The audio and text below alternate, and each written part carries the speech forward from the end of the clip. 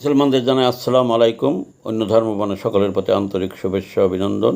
ধোঁকাবাজ নেতা এবং ভালো নেতার পরিচয় ডিজিটাল বাংলাদেশ। বর্তমানে আপনার আইডিতে অথবা আপনার যে কোনোভাবে আপনার সাথে অ্যাড আছে, হোয়াটসঅ্যাপ হোক, যেভাবে হোক, ইমো হোক, কিন্তু দেখবেন যে ধোঁকাবাজ নেতা তার এসে কথায় আপনি লাইভ কমান্ড করবেন, আপনি শেয়ার করবেন, কিন্তু সে কিন্তু আপনার কোনো কমান্ডের আপনি 10টা করেন আর 20টা করেন আর 50টা করেন, একটা কমান্ডে সে জবাব দেবে না।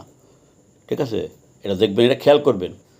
মনে করবেন যেটা করছে, যারা এগুলো করে, যারা কর্মীদের মূল্যায়ন করে না, ঠিক আছে, কর্মীদের কোনো কথা শোনে না, সে হয়তো বেজি থাকতে পারে, সে আপনি 20টা করলাম, আমি একটা তো সে জবাব দেবে, দেখবেন সে কোনো জবাবই দেবে না।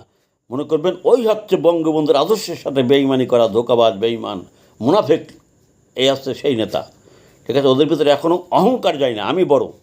তারা মনে করে আমি বড়, আমি হচ্ছে নেতা, আর কর্মীরা হচ্ছে তারা বিনা মজুরির চাকর। আমার আইডিতে তারা কমেন্ট করবে, লাইভ করবে, ঠিক আছে, শেয়ার করবে, কিন্তু আমার কোনো দায়িত্ব নাই, যেহেতু সে বড়, সে নেতা, এই জন্য সে করবে না। এদের যাতা ব্যথা করবেন, যাতায়াত করে আমিও কিছু করছি, করে কিছু আমি লাত্তি মেরে বাড়ি করে দিয়েছি। এদের লাত্তি মারবে, লাত্তি মেরে বাড়ি করে দেবেন, ওর কোটি কোটি কোটি কোটি হাজার কোটি টাকার মালিক হতে পারে, তাতে আমাদের লেওরা যায় আসে না। আমরা বঙ্গবন্ধুর আদর্শ নিয়ে চলি, আমাদের গাড়ি বাড়ির প্রয়োজন নাই, আমাদের কোটি কোটি টাকার মালিক হওয়ার প্রয়োজন নাই। ওই সব নেতাদের যাচাই বাছাই করবেন, করে লাথি মারি বের করে দেবেন।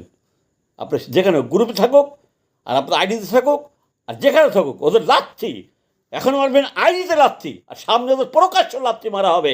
এই যে বাংলার বাস, এই বাস ওদের প্রকাশ্য ওদের গুতের মধ্যে ঢুকে দেওয়া হবে, যে কর্মীদের অবমূল্যায়ন করে খায়ে তুই এখনও নেতা সাজিস, এখনও তোর নেতা, এখনও তোর অহংকার যায় না, এখনও তোর অহংকার যায় না। আব্বাস সাহেব বলেছিল বিএনপি কুত্তা, আসলে তোরা কুত্তা, আসলে তোরা কুত্তারই জন্ম। কারণ আমরা হাজার কষা থাকলে তোরা দেখিস, তোরা একটা কমান্ড করে একটা উৎসাহ দিস না, তোরা কুত্তা ছাড়া তোরা কি, তোরা তো কুকুর।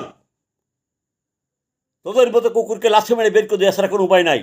এখন লাথি মারবো, সামনে আমার মাতৃভূমি গোপালগঞ্জে আসলে পারে তোদের সেটা ভাঙা পিটাবো, লিস্ট করতেছি। তোদের মতো কুত্তালিক বঙ্গবন্ধুর কবরে এসে বঙ্গবন্ধুর কবর অপবিত্র করতে আমরা দেবো না। সেই গ্রুপ আমরা তৈরি করতেছি ইনশাআল্লাহ।